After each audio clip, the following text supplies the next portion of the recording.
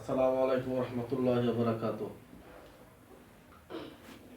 আলহামদুলিল্লাহি নাহমাদুহু ওয়া নাস্তাঈনুহু ওয়া নাস্তাগফিরুহু ওয়া নাউযু বিল্লাহি মিন শুরুরি আনফুসিনা মান ইয়াহদিহিল্লাহু ফালা মুদিল্লা লাহু ওয়া মান ইউদ্লিলহু ফালা হাদিয়া লাহু ওয়া নাশহাদু আন লা ইলাহা ইল্লাল্লাহু ওয়াহদাহু লা শারীকা লাহু ওয়া আশহাদু আন্না মুহাম্মাদান আবদুহু ওয়া রাসূলুহু ইয়া আইয়ুহাল্লাযীনা আমানু সাল্লু আলাইহি ওয়া সাল্লিমু তাসলিমা।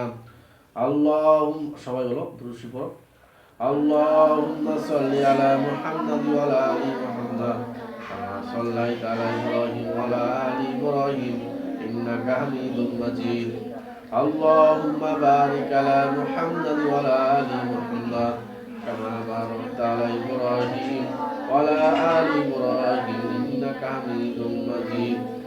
আউযু বিল্লাহি মিনাশ শাইতানির রাজীম। বিসমিল্লাহির রহমানির রহিম।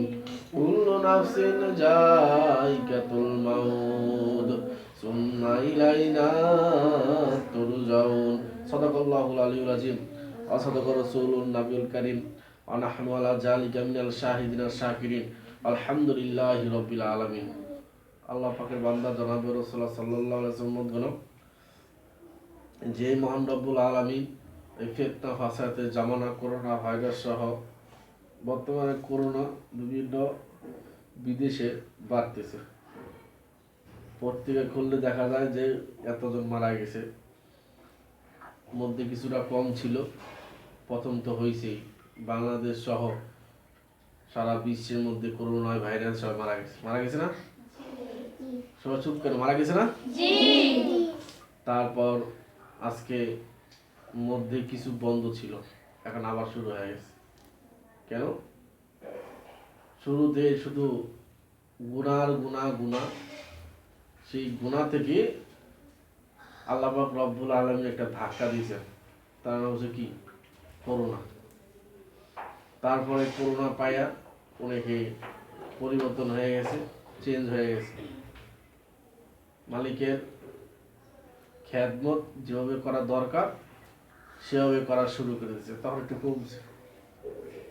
এখন আবার সুখ পায় আল্লাহর নাম বলে, বাঙালির দিন একটা কথা আছে না? তো এখন আবার সুখ পায়, এখন মালিকের দাম ভুলে গেছে, এখন আবার বাইরের রাষ্ট্রের দিকে আবার চাপ দিতেছে। আল্লাহ রাব্বুল আলামিন বাইরের রাষ্ট্রদের সবাইদেরকে এখন আস্তে আস্তে করোনার দিকে নিয়ে যাইতেছে, দেখে বাঙালি ঠিক হয় কিনা।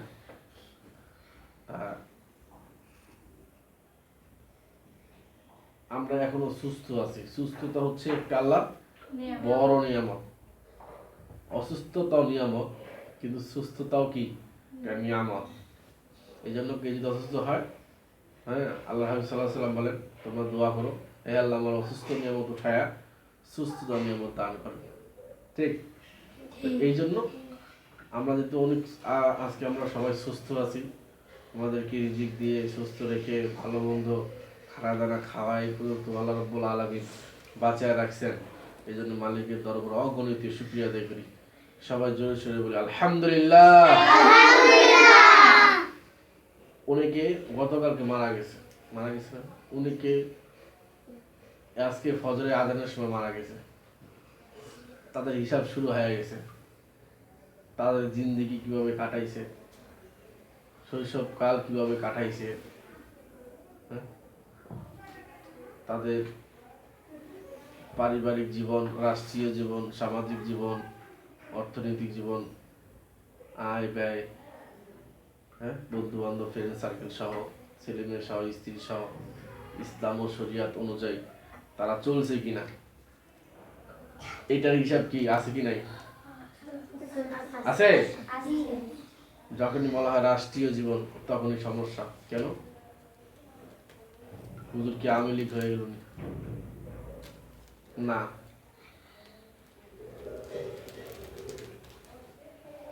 রাজনীতি করতে হবে কার নিয়ম অনুযায়ী? আল্লাহ রসুলের অনুযায়ী। সবাই মুখ খুলে বলো, রাজনীতি করতে হবে কি নিয়ম অনুযায়ী? আল্লাহ রসুলের নিয়ম অনুযায়ী।